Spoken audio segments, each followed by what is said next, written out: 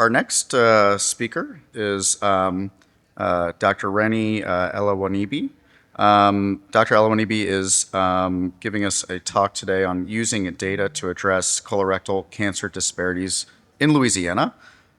She is a assistant professor in the Department of Epidemiology and Population Health at LSU. And she received her earned her PhD from Penn State and her MPH from University of Michigan, and did a postdoc at the Harvard Chan School of Public Health. And I think this will be a very fascinating talk I'm looking forward to. So let me help pull up her slides here and welcome her up. Great, thank you for that introduction, and thank you for having me. So my talk's a little bit different from the other three. I'll take a step back and talk about prevention. I'm a public health epidemiologist and demographer. My work is mostly around preventing colorectal cancer before we even get to see any of these guys. But I'm really happy to talk to GI docs, oncologists, surgeons, because I don't often get to present in front of so many clinicians. So thank you for having me. This is a brief overview of what I'll be speaking about today. I'm going to start us off by setting the stage with some colorectal cancer data in Louisiana, and then I'll talk about some of the challenges that this data tells us and some of the challenges that I've seen in some of the work that I've done. And then I'll talk about some of the programs and initiatives to address colorectal cancer in Louisiana. All right, so starting us off, this map shows the incidence rates for colorectal cancer across the US. It's not great. For Louisiana, we're the third in the nation for colorectal cancer diagnosis. Very similar to mortality, we're fifth in the nation for colorectal cancer death. And so more people die in Louisiana than a lot of other places in the US. The first graph shows trends over time in incidence. And so over time, the US and in Louisiana, we've seen decreases in diagnosis of colorectal cancer, but you'll see that the rates in Louisiana are still significantly higher than the rest of the US, right? The graph on the bar chart on the other side shows incidence rates by race. And so Louisiana's incidence rates for non-Hispanic white is 16% higher than their US counterparts. And for non-Hispanic Black, the incidence rate is 19% higher than their US counterparts. These graphs look at mortality trends, again, from colorectal cancer, looking at the US and Louisiana rates. Again, the trend is decreasing. So fewer and fewer people over time are dying from colorectal cancer, but Louisiana, we still see a lot more people die than the national average. This other bar chart is the same chart looking at race, and so we see Louisiana's mortality rates for non-Hispanic white is 10% higher than their US counterparts, and for non-Hispanic Black, the mortality rate is 18% higher than their US counterparts. This chart looks at stage of diagnosis, and we kind of use this as a proxy for screening data and looking at when people are actually getting screened to see when they're diagnosed. So for the most part, I'm sure lots of people in this audience know this, you get diagnosed when you're screened. We see that 38% of cases are diagnosed at the earlier stage.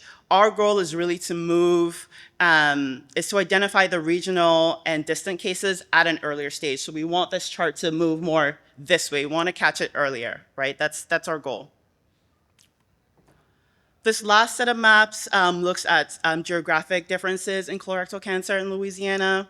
Throughout, you can kind of see some of the deeper colors, seeing the higher incidence and mortality rates across the state. A lot of this is due to our lifestyle and our culture. You know, New Orleans, Louisiana, we like to have a good time. That doesn't always play well with colorectal cancer, right? We have multiple clusters, specifically in regions 4 and 6. All right, so just to summarize, I love to have summary slides, so if you take anything away from any of us, this is what you need to remember. We are the third in the nation for colorectal cancer incidence, the fifth in the nation for mortality. Colorectal cancer incidence and mortality have declined over time, however, still statistically higher in Louisiana than the rest of the country. And then there are some racial differences, but on average, both white and black people in Louisiana are diagnosed at higher rates than their white and black counterparts in the rest of the US. A couple of my presenters before me talked about early onset colorectal cancer. This is the new hot topic, especially in the prevention field. There are many headlines over the past few years about rising concerns regarding increases in colorectal cancer incidence, specifically among those under 50. So what I want to, the next few slides will basically answer the question, are we seeing this in Louisiana, right? Are we seeing these increases in Louisiana? So we'll look at some data to see if this is happening. This graph shows the age-specific colorectal cancer incidence rates, which essentially shows the older you are, the more likely you are to get colorectal cancer, which is true of any cancers, right? The biggest risk factor for cancer is getting old. There isn't much we can do about that. This shows the death rate is relatively flat for men and women. For those under 50, this is the mortality rate for colorectal cancer just in those under 50. And it's relatively flat, even though you see some kind of jumping up and down. The first graph is a graph I showed you earlier about incidence trends for everyone in the country. The other chart, when we just look at those under 50, you can see it's going up, right? So for everyone else, if we take the whole population as a whole, incidence is going down, but in just the over 50, it's going up, right? And so the annual percentage change for men is 2.6%, and then that for women is 2.2%. This shows the stage of distribution of colorectal cancer cases by age of diagnosis. Again, remember, this is kind of a proxy for screening. The largest differences here is at the distant stage. We see a larger percentage, 25% are diagnosed at distance in the under 50 versus 23% for the over 50. But you do see a little more localized cases in the over 50, which makes sense because we have traditionally spent a lot of time screening the over 50, so that makes sense. This is the same chart for the just for the under 50, but looking at it by sex. And so men, as usual, are lagging behind at 31% of CRC cases diagnosed at the localized stage compared to women at 39% at the localized stage. And this looks at, so this is just men under 50 by race. So we see non-Hispanic men have a much higher percentage of cases diagnosed at a distant stage, 29%, compared to non-Hispanic white men with 22%, and that's a 7% difference. Non-Hispanic white men have a much higher regional stage diagnosis. So this tells us that more Black men are being diagnosed at later stages compared to their white counterparts.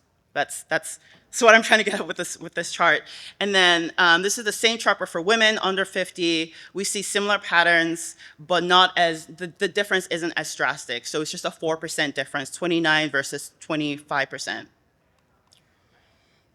So just in summary, for early onset colorectal cancer in Louisiana, we are seeing increasing incidence rates in our population. 20 years ago, colorectal cancer was the second leading cause of cancer death for men after lung cancer, and the fourth for women after breast, lung, and cervical cancer for those under 50. It is now the second deadliest cancer for men and women under 50, and the trends are telling us that it will soon be the #1 cause of cancer death for those under 50 in Louisiana. So I want to spend a little bit of time talking about screening because that's how we catch colorectal cancer, right? And looking at our rates. And this isn't as bad as the incidence and mortality rates. Louisiana isn't doing as poorly. We are 16th in the country. And this is looking at trends over time. And so Louisiana, we're currently at 69% of our eligible population is currently screened for colorectal cancer compared to the national average of 66.5, 67%. In Louisiana, we saw the biggest increases after Medicaid expansion.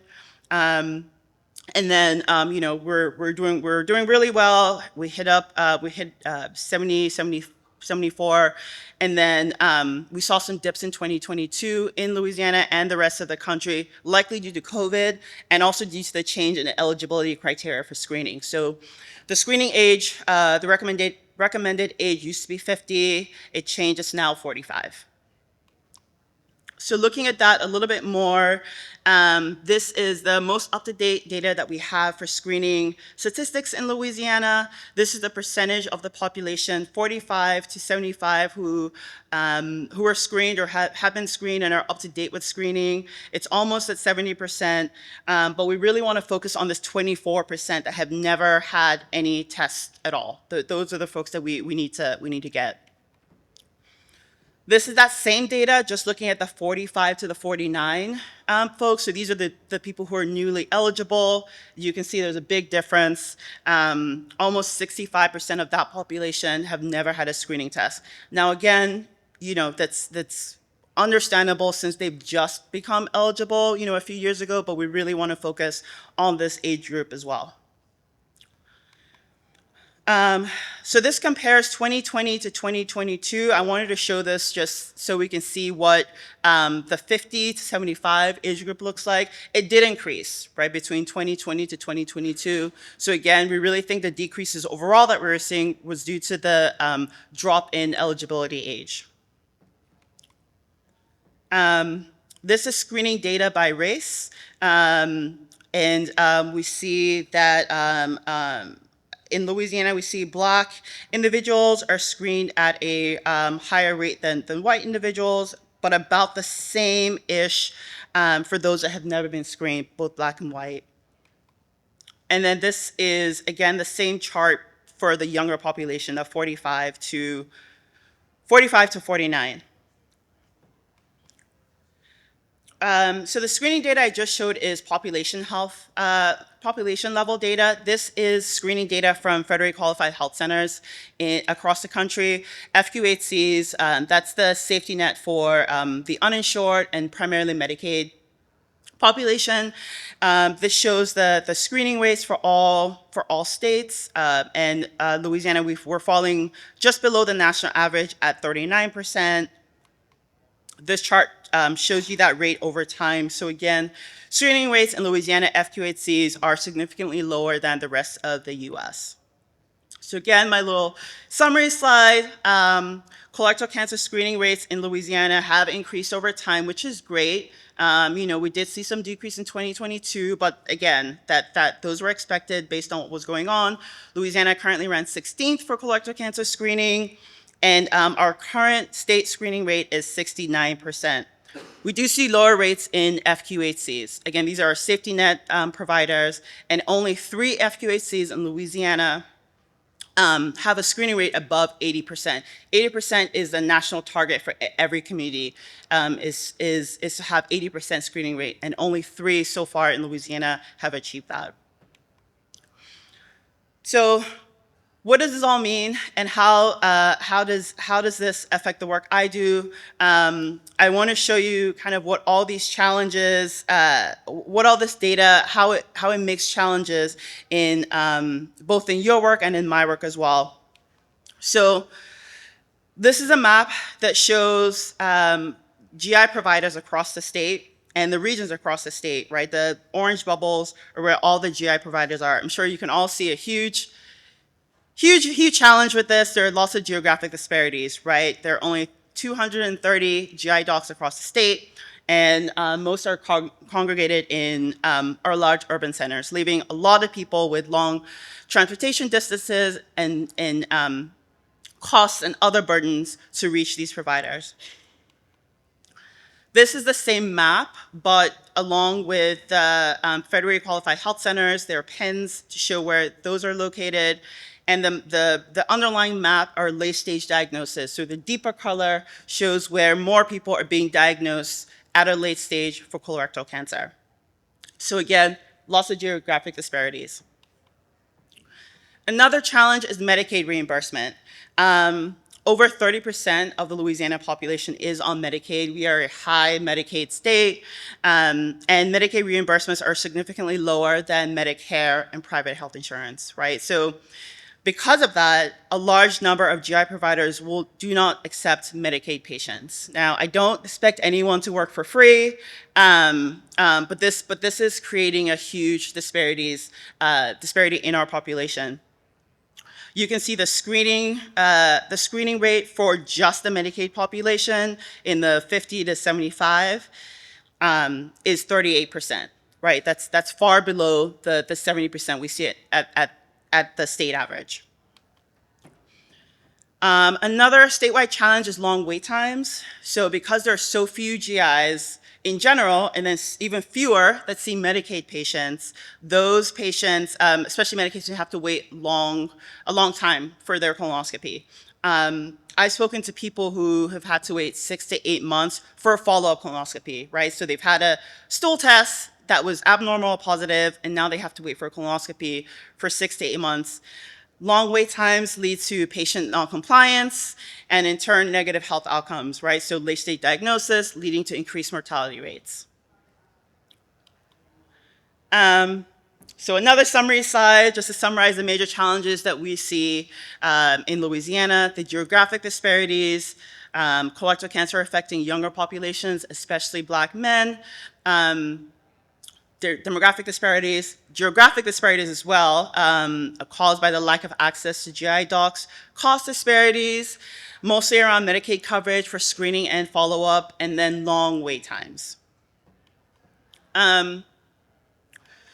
So again, my work primarily focuses on prevention and early detection, which is kind of the first 2 or 3 boxes of the cancer control continuum. There are lots of people in this room who work in some of the other spaces. I was really happy to hear from our 2 presenters about some of the things that are going on in treatment and survivorship. It's great to hear. I'd like to present this slide because it really emphasizes that we all need to work together. You know, everyone has their own expertise. We need to come together to tackle this huge burden in Louisiana. So next, I want to talk about a few different programs that some I'm involved in, some not so much, that are going on to address disparities in the state. The biggest one is Medicaid expansion. That was a had a huge impact in our state. You see some numbers up there for the colorectal cancers that were found due to Medicaid expansion. So this graph, and this is on the Louisiana Department of Health website, shows the effect of Medicaid expansion on colorectal cancer screening in our state. 1,400 people were diagnosed with colorectal cancer due to Medicaid expansion. In theory, these people would not have had access to care, right, if not for expansion. So just putting that up there, that has been one of the, had the biggest impact in our state, Medicaid expansion. Next is a program called Screen Up, and this is a program that I work closely with. We partner with FQHCs in Louisiana to implement evidence-based interventions to improve colorectal cancer screening rates.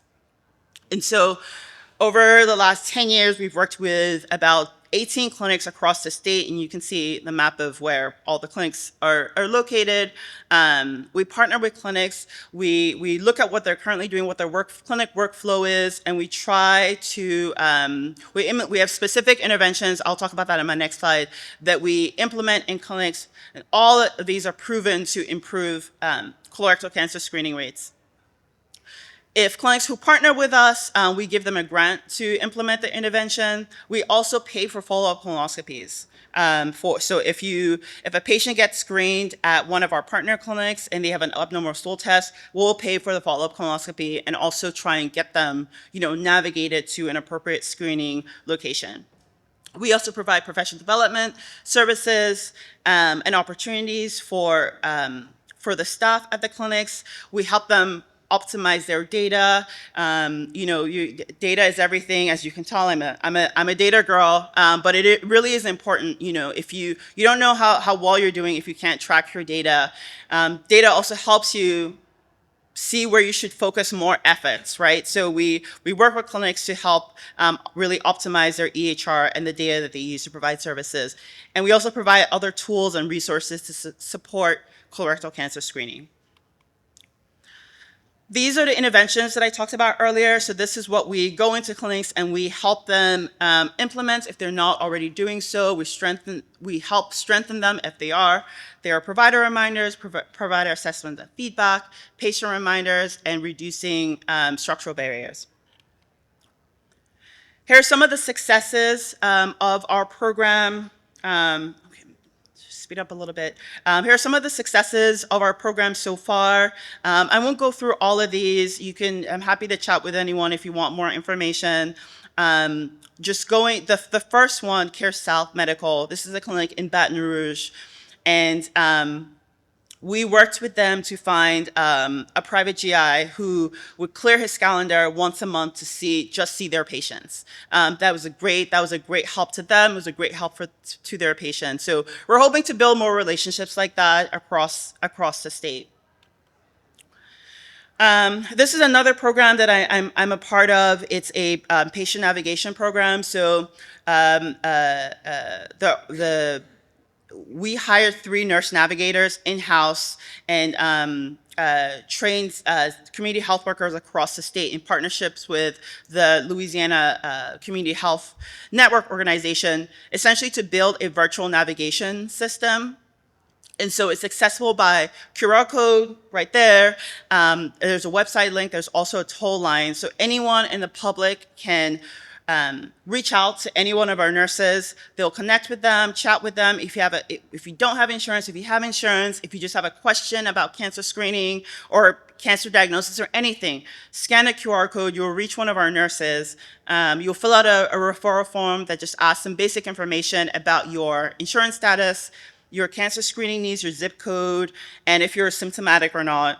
You'll reach one of the navigators. They can start texting you immediately to, provide information, whatever you need. So this is a really exciting program that we just launched last year. This slide shows what works. So I've been doing this for a while and having spoken to lots of different primary care docs. This is what we found that works in terms of increasing screening and getting patients. Getting them the knowledge that they need to make informed choices. So increasing awareness. The primary care doc is for a lot of people the only provider sometimes that they see. So it's really important to educate the patient about colorectal cancer. Breast cancer has done a really good job about spreading that message, right? I think everyone knows about October and pink. And I know there was a point in time where NFL players are playing games and they're wearing pink, just spreading the awareness. We want to do the same thing for colorectal cancer as well. Not just awareness about colorectal cancer, but also about the importance of screening and getting that follow-up colonoscopy. The colonoscopy is a very invasive and can be an intense process for a lot of people. It's 2 days off work for a lot of people, and it's 2 people, right? Because someone has to drive you to get your colonoscopy and drive you back. Letting people know that there are choices, there are options. If you're not ready for the colonoscopy, take the stool test. But if you get a positive stool test, you do have to have that colonoscopy. So being very mindful about patient education about, the colonoscopy is really the end point if we see anything on the stool test. Patient navigation, that is probably one of the best interventions that has worked for a lot of FQHCs in improving screening rates. Physicians don't always have a ton of time to talk to patients. That's what patient navigators are there for. They also help them find resources for the next step of care. So implementing patient navigation is a huge thing. And then data, of course. I spoke about this earlier, about the importance of data and tracking your screening rates. It helps you identify priority groups so you can then prioritize where to put your efforts. A couple other quality improvement solutions. This is kind of my wish list. If I could, wave a wand and have this happen, I would say open access, so not having a GI consult required, because again, that is an extra burden on a patient. Direct scheduling with the PCP office and or he's having the PCP office have access to GI templates, and then designated colonoscopy appointment slots for those with positive stool-based tests at either GI doc offices or endoscopy centers. And then finally, GI and PCP collaboration on colonoscopy scheduling. When it comes to wait times, the US doesn't have any standard guidelines around wait times. In Europe, it's a month. In Canada, it's 2 months. There aren't really any standard guidelines in the US. So that's something I would strongly work towards. I'm working towards that myself. 60 days is usually the recommended timeline, for a follow-up colonoscopy. So I'm working towards some sort of standard guidelines to get people in for a follow-up colonoscopy. The Louisiana Colorectal Cancer Roundtable is a coalition of health systems, providers, insurers, researchers, advocates, community members dedicated to fighting the disease through awareness, screening prevention, comprehensive policy, and systems improvement. This collaborative is out of the School of Public Health. We need voices, we need people. Again, as I mentioned at the beginning with the cancer continuum slide, I have expertise in one area, I don't have expertise in other areas. We need more people with different expertise, treatment, survivorship, to join us, to join this fight. So if you're interested, and I will be reaching out to Dr. Justin and Stephen, all you guys, you will all be getting emails from me to join the Louisiana Colorectal Cancer Roundtable. These are our goals and our strategies so far, and these change year to year. It is Colorectal Cancer Awareness Month. It's March, that's why that's up there. But these are just some snippets of provider and patient awareness activities we've done over the last few years. We have a giant colon and a colon wall that we take to different events. Kids love it, adults love it, everyone love it. It shows polyps, how they grow, and it's a really great visual representation of what happens and what we're trying to prevent. So tailored provider and patient interventions. This takes the previous point one step further by implementing targeted screening programs for high-risk populations, such as those with a family history of colorectal cancer and certain genetic syndromes that make them at high risk. So these are a couple of initiatives that I've been a part of. The It's Too Early to Know campaign is one that is launching next month. And with that, we're designing lead time messaging for young Black men in Louisiana, so those between 30 and 44, basically just to educate them, so once they hit 45, they know they're supposed to get screened, right? So it's going to be a social media, TikTok, Instagram, Facebook, all the things, social media campaign targeting young Black men in Louisiana.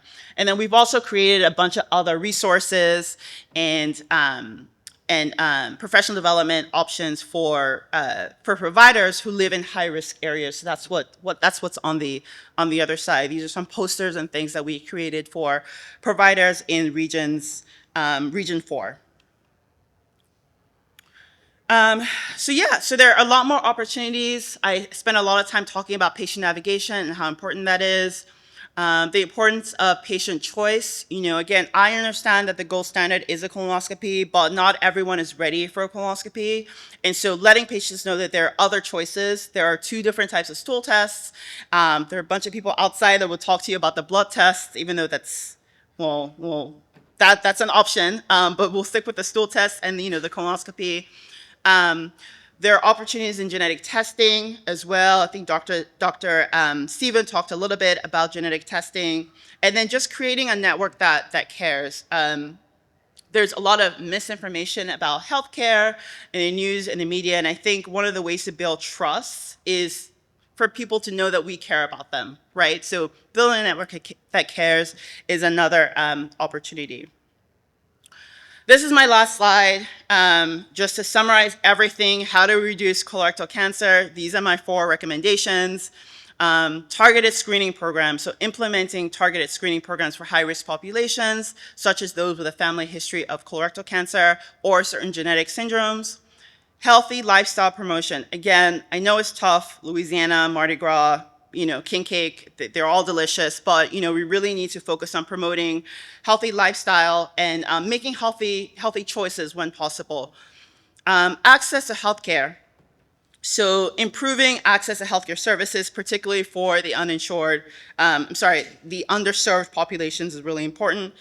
And then training, provider education and training, training providers on updated guidelines and training on colorectal cancer screening and risk assessment. Thank you. Here's my contact information. I'm happy to take questions at the end.